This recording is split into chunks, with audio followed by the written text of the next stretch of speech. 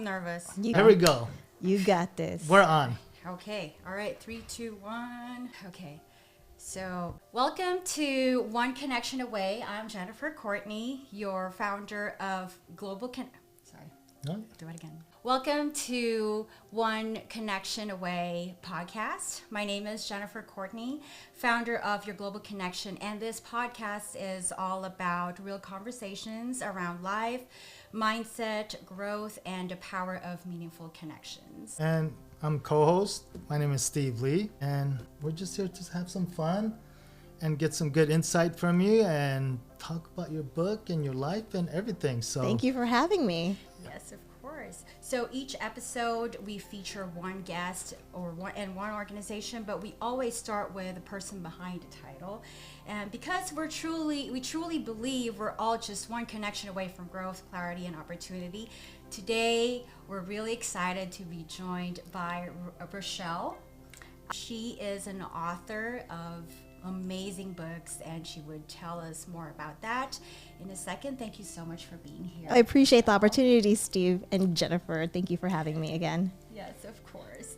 And so before we talk about what you do, we'd love to start with getting to know you. Absolutely. Yeah, so how would you describe yourself outside of work? Yes, well, I was born in San Francisco, so go Niner. Bang, bang, Niner gang. We didn't do so well, just the most recent game. We were talking about that earlier. But born in San Francisco, I grew up a military brat in the Army. Because I come from a multi-generational, military family, it was, not too far off to find myself also working as a public servant. So I was a civilian during that time. But nonetheless, those opportunities had me kind of being whisked around the world. So outside of that, though, I would say that I prioritize my family a lot. And then comes the different things that, I focus my time on. I see. So what do you think, which season of life are you currently in? Today, I would say my season is of intention and meaning. I've been focusing a lot on my new book that's upcoming. It's called Years in the Making, How Facing Your Fears Leads to Authentic Peace. I had gone through a couple of, life situations that we all kind of go through. And it really developed into this book that I've created. And I came to a place where, because of my journey, I felt like I could help others too. Nice. And it's really what, when you give out to others, it goes back to you, and that's just a good thing. So let's, Steve, do you have any questions or something that you'd like to know more about Rachelle? I love the piece. I was looking at the information you gave us, and I love that you have that intentional piece and also the purposeful piece. So I think those are important pieces of what we do and why we do what we do. So love what you're doing, and the books that you're doing, it's all about helping people. And to me, helping people is everything right now. And helping is, I think, part of our society. I think we all just need to be a little bit kinder to each other. I think so. And I think we lost that. Yes. Way back when, just around when the internet was coming around, because we're old enough to remember that time, for the kids who come after us and they follow, this is all that they know. And at that time, it was meant to be a platform, the internet and the phones and the texting was a way to just quickly communicate. After some studies, because I'm a nerd and, I did critical thinking when I was in college, it was a course. And one of the questions were, where would we find ourselves with these types of mobile devices, and you have to look 50 years in front of whatnot. And I thought that it would actually create a divide in our ways of communicating, because everyone was already flipping their phones and just staring at this mobile device. And after time, I started to notice that even within a room, a crowd of people were not connected. We're connected to that device. Exactly. And that has created part of what you were talking about, Steve. When I talk about intentional and meaningful life, the book focuses on being able to face our challenges, our doubts, our fears, and that can mean various things for the different folks, right? We all have our stories, and what I do want to say is that it is very important to honor your personal story. The book that I'm writing is part memoir and part self-help, but is not meant to say this is the only story that one can have. So I do interview a few folks from different walks of life, different stories, because they all matter. Your story matters. And what I think sometimes happens is there's a unnecessary distraction to becoming the best version of ourselves, right? Mm-hmm. And why is that important? Well, because when we can become the best version of ourselves, we then have this opportunity to pay it forward. I know it's kind of weird because I'm 45, so I would say I'm like at the halfway point, but I start looking towards the future and I look back at, my children and the future that follows us. What are we leaving behind for them? Because knowledge is power. And if we continue to create gaps and divides with these mobile devices, well, we're going to do exactly that. We're going to create gaps and divides between what really matters. And being able to move aside these unnecessary distractions, we can get closer to who we are as in our authentic selves. And what does that look like? In our culture, in the Filipino culture, you're like, are you going to become a doctor or a lawyer or an engineer or a nurse? And it's like, why is there only 4 occupations for us? Why can't it be something else under the sun? But that's part of it, is like, who are we? Like, who are you authentically? Maybe you're not a people person, right? Maybe you don't want to deal with, and that's okay. True. Maybe you're a creative and you want to build things. And so you decide, I want to do this because I want to make mom and dad proud. But maybe perhaps you take away from yourself and then you grow up with this, maybe, I don't know, feelings of resentment that maybe you haven't really focused, and that comes out in other ways. And so to me, that became a problem because I felt like I was kind of doing those things. And if I was doing that, and I'm a regular somebody, someone else could be doing those things. I think part of it is, I think people do stuff because what they think they should, right? And I've been hearing this, like, if you do what you love, it's not work. Right. And I think, and a lot of times it has to do with cultures and what your parents expect you to do. And sometimes you feel like if you don't do what they expect you to do, then you're disappointing them. Exactly. And it's not disappointing them. As long as you're a good person and you do the right thing, right, and you do what you love and you're happy. I mean, I'm a parent, so as a parent, that's all I care about. It's not money. It's a matter of them being happy with what they do, no matter what it is, Exactly. And everyone has their own devices, what they want to do. And I love the thing you're talking about, communication. There's so many communication devices, and it's good to communicate, I think, on a level to communicate information, but then it takes away from the personal piece. Exactly. And that's where I think the gap, we fall apart. But sometimes people sit at a table, they don't know how to talk to each other. No. Yeah. They just look at their phones and they're busy doing, So it's one of those, like, we created this amazing tool, but it's almost like, in a way, it's backfiring us. We don't know how to. Yes, and so we have to find a way to learn how to utilize it in the way that it was intended. And I think where we're at today, we now understand where we might have missed some things. And yes, that social ability would include emotional intelligence.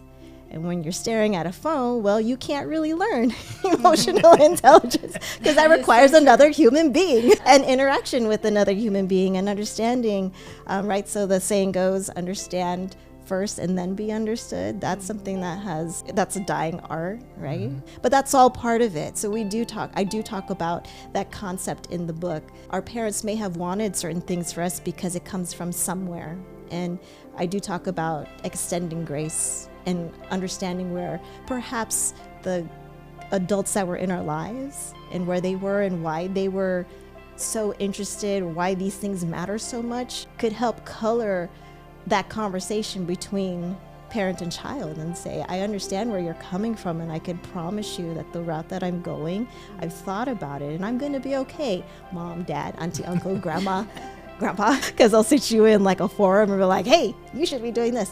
To give them that confidence, say, I got you. And the thing about it, Steve and Jennifer, is that regardless of what they're doing to earn a living, because at the end of the day, that's what we want for our kids, right? We want them to be independent, to sustain on their own. Regardless of what they make, they can still have a very fruitful future. It's how you spend that money, how you manage it. So it's not about, I have seen it all. I've seen people with lots of money and they have zero saved. And then I've seen parents who make annually 30,000 combined and they've sent their 2-3 kids to college. Yep. And they have a retirement. Exactly. It's just a matter of educating yourself financially as a parent. As parents, our first obligation is to make sure that we educate our kids Exactly. inside the home. Yes. Because unfortunately, in the school system these days, they don't really focus on the financial education. You know, so now we're all here in this rat race, going around in circles, paying our bills, getting our check, paying our bills, step repeat, right? Exactly. But it's really, as parents, I think it's great that this book is educating and also I think it's healing. Absolutely. It is healing. I think people will find that. Right. Yes, I appreciate that. Right. Yes, because then what it does, and it's in a very gentle way, because anytime we talk about things, because money could be a taboo topic for many.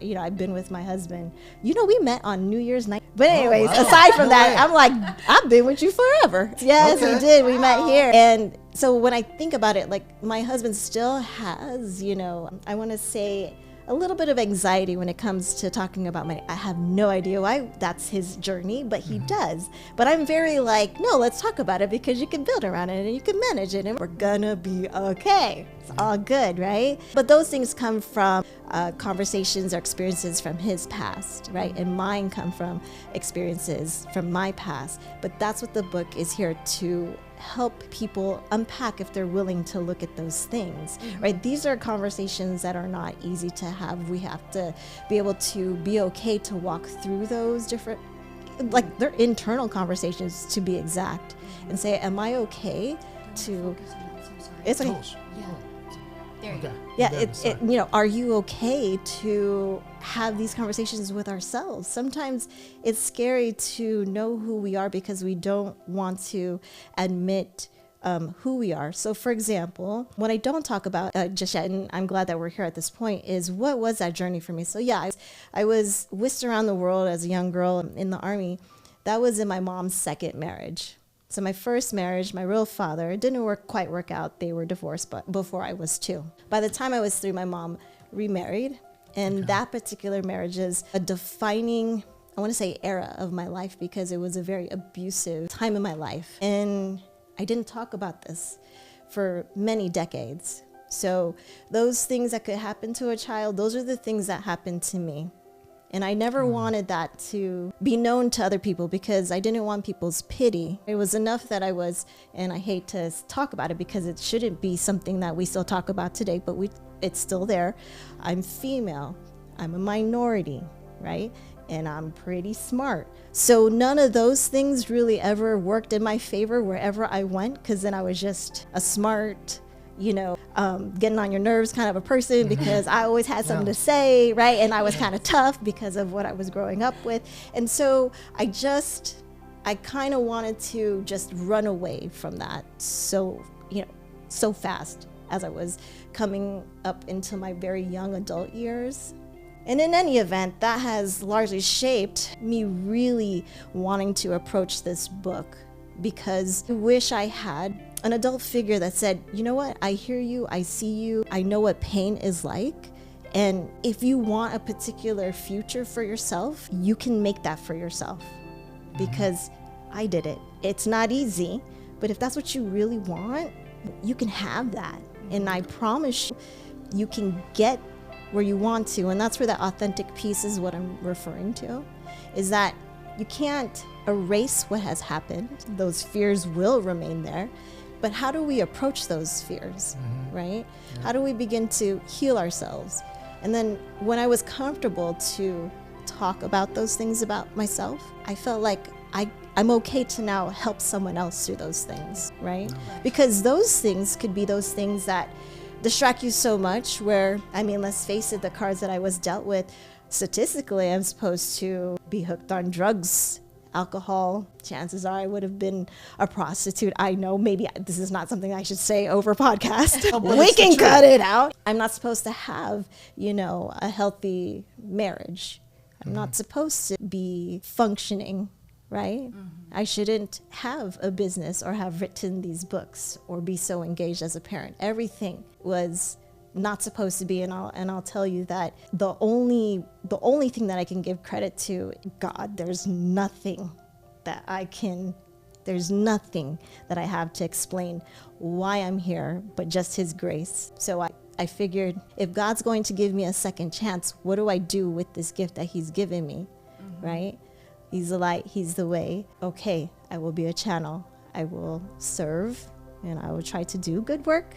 I'm not perfect. I mean, I speak sailor. That's like my vice. My kids are like, gosh, Mom, your mouth. I'm like, that is probably the worst it'll ever get. Yeah, that's right. Well, you know what? I totally agree with that, because I came across this line. It goes, I'm not what happened to me, I'm what I choose to be. Exactly. Yes. So that stuck to me, because it's like, you know, going back to the, you know, like our past is our past. We can't change it at all. But what we can do is figure out what we can do in the future. Yes. Right? Yes. So when I started to remind myself, you know what? This and this happened to me, but okay, so what? I'm not what happened to me. Whatever that was. Exactly. I am who I choose to be right now, right? And, also, in the service yesterday, we had a really great service at church, and it says in prayer, right? Everything, when you pray to God, truly trust that it has already, trust that you received. That's what the pastor said. Trust that you have already received it, and it's just a matter of time. Yes. It's just a matter of time, and just trust however the path is to that goal, to that prayer. Just trust. It may not look like how you really wanted it, Yes. but in the end, you know, you prayed for this. Right. So just hold on tight, Yes. and you'll get there. So it was just a really great kind of reminder yesterday. Yes, So it's yes. perfect timing, because he also said we can pray for success. Would you believe it, right? So I'm like, God, dear God, I pray for success, right? Absolutely. But what is the true meaning of success, though? There you go. Let's tackle that real quick. Absolutely.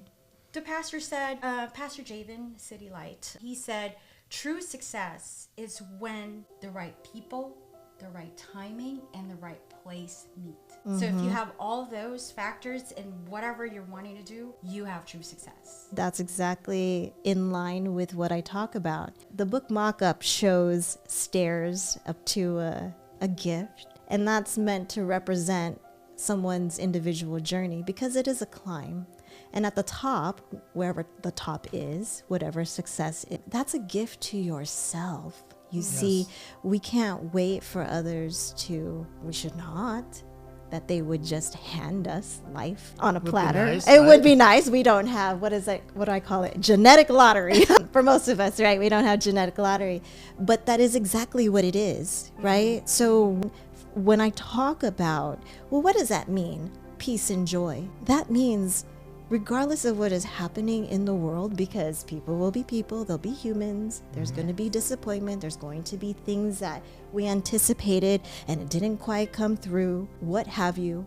But are we equipped with tools to handle those things so that it doesn't shake us from our core, so that it doesn't define who we are, that we're going to be okay at the person that we look at in the mirror? You know what I mean? Because that stuff that I talked about, where I spent years chasing external achievements, and I had so much it's fallen out of my pockets, right? But I also don't like to say that, but I just felt like, okay, if I do this, I'm good. If I do that, I'm gonna be great. I can't wait to get that pat on the shoulder from my boss and da-da-da. But inside, I felt there was a void. Is because of all the things that was really gnawing at me. Did I ever address the 9-year-old girl, right? What about her? How does she feel? Is she okay? What does that mean for raising young men, right? How is that impacting your ability to focus in the present world? Because we haven't yet talked to her yet, right? How was that impacting my physical state? I was eating myself alive. I didn't even know it. And that's where I ran into my cancer scare. I was 30. I was a consultant at a top tier 3 defense contractor at Washington, D.C. You would have thought I was living it up, being traveled around to train different federal agencies on their processes, living in this beautiful condo, just staring at the Air Force Memorial, right? wow. I mean, really. And at the time, my husband wasn't working because he was a stay-at-home dad, because he could be. And I was managing millions and millions of dollars in federal contracts, training here, there, and I had a young son. And at around 3, did my lady visit, and my OB says, Rachelle, I need to talk to you. And I'm like, okay, well, we're here. Like, of course, talk to me. She goes, I need for you to sit up. So I sat up, and she goes, well, I don't need a second opinion, and I don't need to do a biopsy. I can tell you right now with my naked eyes that you have some abnormal growth, and I need for you to go into surgery now. I said, that's what I thought. I said, now, like now, or like, what do you mean by now? She goes, in the next month, but no longer than 3 months, because if you do that, it's just going to escalate, and there's no way for us to save that. And I said, okay, all right. So my husband, he's great at research. So I said, honey, could you find the doctor? Because I was just losing my mind. And so he did. He found a renowned doctor across the states. And this is why I think God sent me to why. Because there was, again, this head of, he was leading in this field, and he was based out of Maryland. He was able to get an appointment with the doctor within a month. But within that month, I literally saw my life before my eyes. I'm like, I don't even know if I should tell my mom. Do I tell my sister? I go, we need to get the wills and the trust in place. Here's what you do if I don't make it after the table, or if I don't make it at all. It was a shock. You had everything just running through your head. What do I do? All in that short amount of time, right? And I was like, God willing. And this doctor had very high success, rates. So I did go through it. It was successful, obviously, because I'm sitting here. Like, how does it pan out? How did it pan out? How did it work out? Well, I'm here.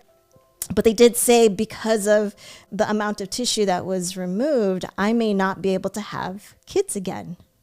And of course, I loved my son, but he is like one of those kids who are like, is this what motherhood is about? I don't know if I could have another one. But when they told me that I possibly couldn't have another one, I was like, I'll show you.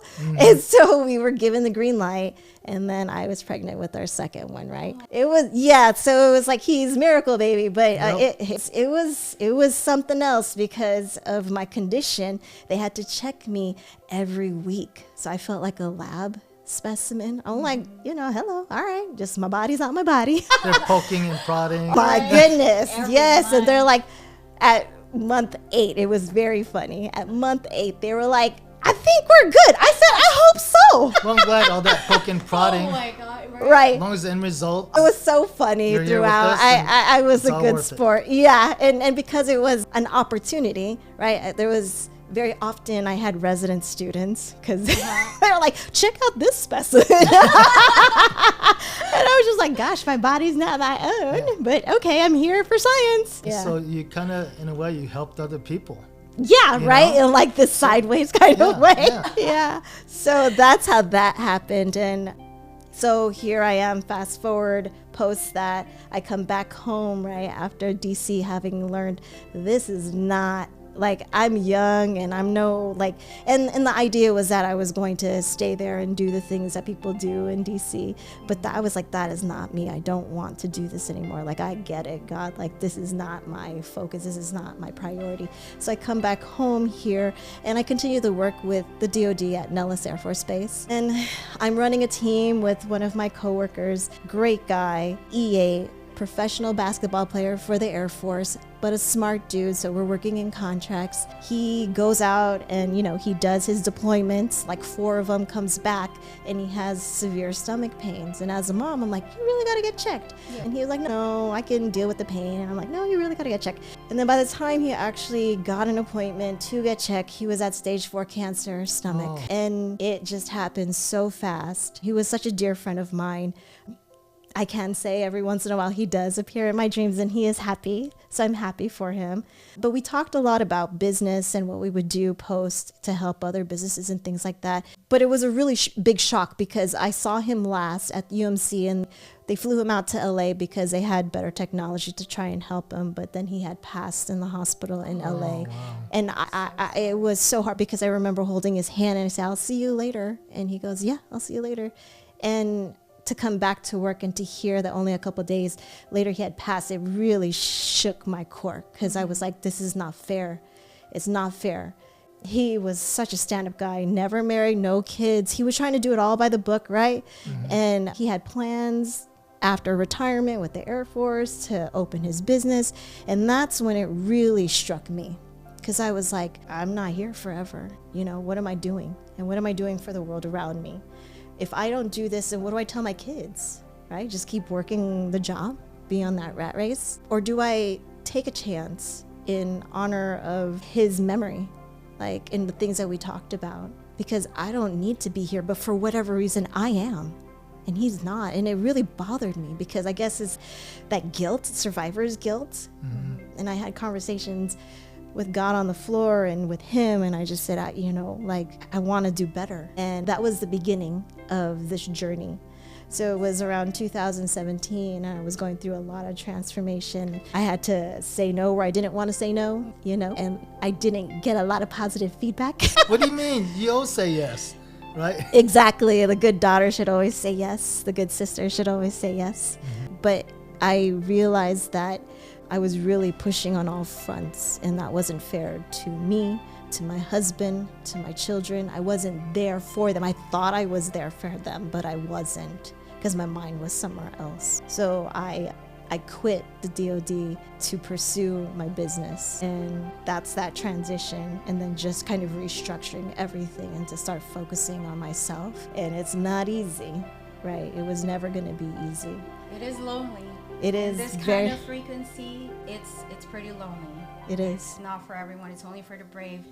Number one, starting your own business is already like you have to have the guts, because there are some times when you would have to put out fires, like 2-3 fires all at the same time. You gotta have to know how to do that. But it's good that you have started this, and we like to know more about what you're building for the future and what your plans are and how we can collaborate with you. Absolutely. Thank you for that. Right now, the season and the place where I'm at is really working on that work where I talk about being more purposeful and intentional. If it hasn't come through, I'm very passionate about how people live their lives and to be with them during those times that get really hard, and just to kind of be there to listen and to help where I can. And in the book, I try to offer those things. Here are things that I went through.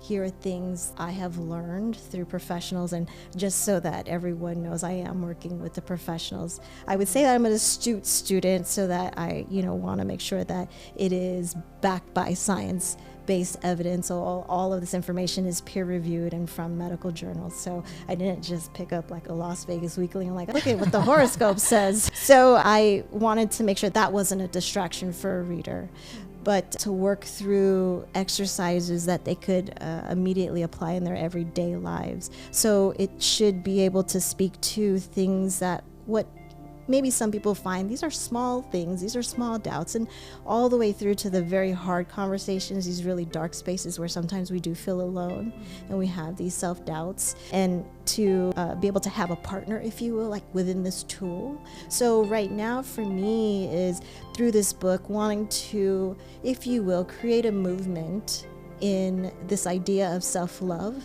and then supporting community through conversations that normally don't take the front. I mean, we have lots of conversations about Ozempic.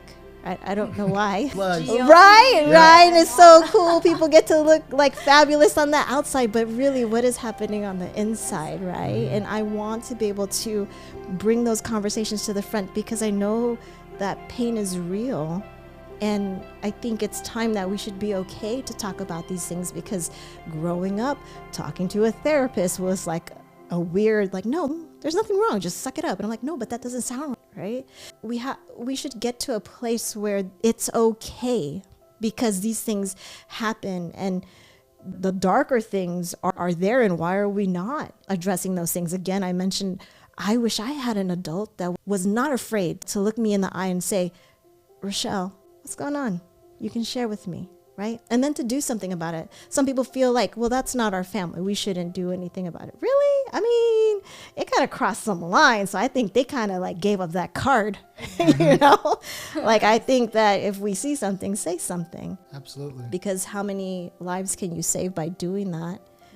So as far as the book is where it's at, for me, it's more about education and keeping the dialogue in front about these hard conversations. I'd like to, if there's possibilities to continue the dialogue with, mental health spaces, therapy type of services, it would be so awesome if this could be a tool that was utilized as part of a supplement in that kind of help. Wellness centers, right? Spaces like that. I think it's letting people feel comfortable talking about the bad pieces. No one wants to talk about the bad piece, just like you're talking about money. No one wants to talk about money. Right. That's a sore subject, but I think the other thing I think you're telling us is, one is you got to take care of yourself first before you could help others. And that's what you had that turning point. It's like, wait a minute, I'm doing everything for everything else besides me. Right. And once that changed in you, you're sharing that, because I think a lot of people feel that way, but they feel like they're the only one that feel that way. Exactly. Yeah. I appreciate you saying that, because that is so true.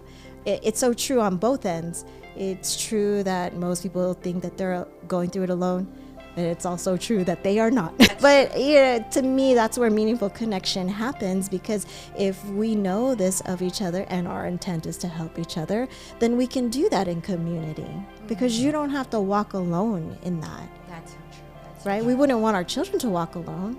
And just because we're adults, that doesn't mean that we know all these things. I would consider myself a forever student. The scariest thing is for me is to be the smartest person in the room, because then what do I get to learn? I'm not learning anything. Right? So that's a scary room to be in. Like, I'm the smartest person. There's a problem. You always want to be around people who are smarter than you. I think so. So how can people best collaborate and support what you're doing? Well, as we move forward into the future, typically has been on the social media platforms, and probably the best way to get a hold of me today is on my social media handle, and that's at Rachelle G. Luna. That's spelled R-A-C-H-E, and that's the handle for Instagram. I'm also on LinkedIn, so you can look up Rachelle Luna and you can find me there as well. Okay, that's good. Well, thank you so much for sharing your journey with us. It's really healing, actually, just letting it out. Thank you. Spreading it in the air. I mean, Yes. that's the best way to give out, to give back to the community. And thank you so much. You're welcome. Thank you so much again for this opportunity. I hope that I have been helpful in trying to make meaning of one connection, because you're absolutely right. It is just one connection away. It was a pleasure speaking with you both, and I thank you very much for this opportunity. Thank you so much, Rachelle. So for those listening, if today's conversation resonated with you, we encourage you to connect intentionally and stay open, because you truly never know how close you are to your next opportunity. Absolutely. A lot of times it's right there, you're at the peak, and that's when you stop. So the hardest time you feel is probably the point that's going to take you over to the other side. So never give up. You keep pushing. I mean, Rachelle does what she did. I mean, her story is amazing. And she's had a lot of stuff that's happened that could stop. And one is, you don't let your past dictate your future, right? Sure. So you could always talk about, this happened to me, that happened to me. I had a horrible child life, and you can make excuses why you're not being productive as you can. But I think one is, if you talk to the right people and not internalize it and talk to someone.